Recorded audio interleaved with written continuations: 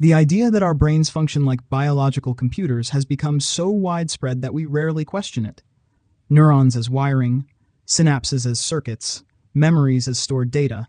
It's a seductive metaphor.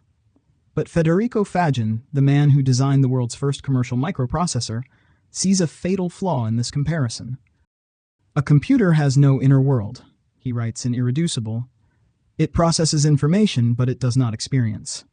When Deep Blue beat Kasparov at chess, did it feel triumph? When a robot says, "I love you," does it know what love means? This cuts to the heart of what philosophers call the hard problem of consciousness. We can map neural pathways with increasing precision, but nowhere in those scans do we find the actual experience of seeing crimson or tasting chocolate, what scientists call qualia. And if the very idea of qualia has your brain buzzing, be sure to check out our dedicated video on it. Link in the description or up there in the corner. It's the difference between studying the physics of sunset and actually feeling its beauty, a distinction Hollywood captures perfectly in Blade Runner 2049, where replicants grapple with artificial memories that feel achingly real, yet remain fundamentally synthetic. The debate took a dramatic turn in the 1980s with Benjamin Libet's controversial experiments.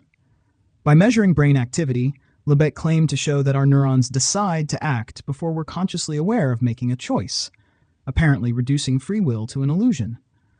But as Faggin counters, the readiness potential is like a car's engine idling. The real question isn't when the motor starts, but who presses the gas pedal and who can slam the brakes. Modern neuroscience has uncovered this crucial nuance.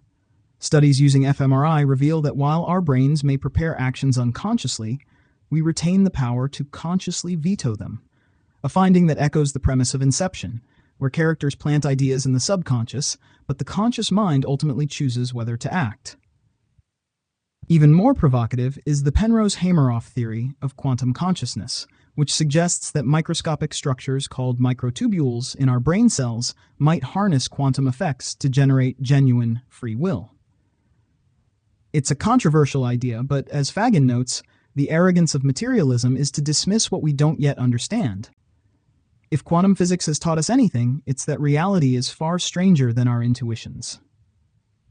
This leads to Faggin's most compelling argument, one that only someone who revolutionized computing could make. Artificial intelligence, no matter how sophisticated, lacks the essential spark of consciousness. ChatGPT doesn't understand a word it generates, he observes. It's a stochastic parrot, brilliant at mimicking meaning, but forever outside the circle of true understanding. The implications ripple through pop culture and philosophy alike.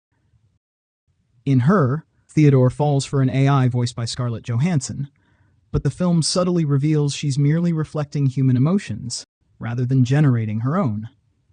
This distinction becomes terrifyingly literal when we consider that current AI systems can generate convincing declarations of love or despair without experiencing a single genuine emotion.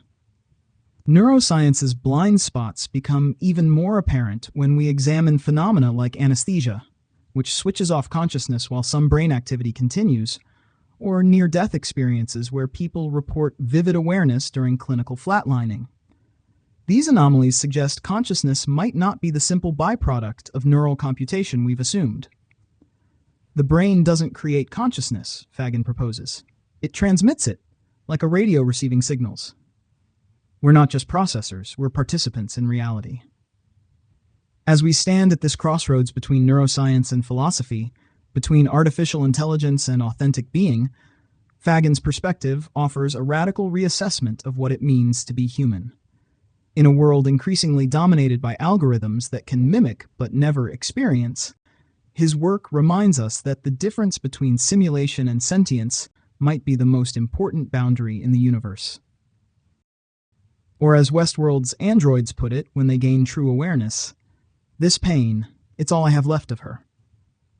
No computer could ever understand that line, but you do, and that changes everything.